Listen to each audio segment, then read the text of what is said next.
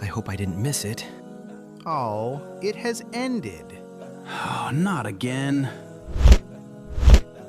Billions and billions of people are packed together in a space that stretches as far as the eye can see. It's really, really hot, but some special people are standing in shade. Abbad decided to spend his time doing what he loved most. Allahu Akbar. He began to pray. There's one of them. An enemy scout crept through the valley and spotted him. Quietly, he drew an arrow from his quiver.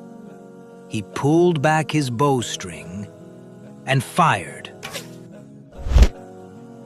Excuse me, will you sell that bell to me? Allahu Akbar, Allahu Akbar.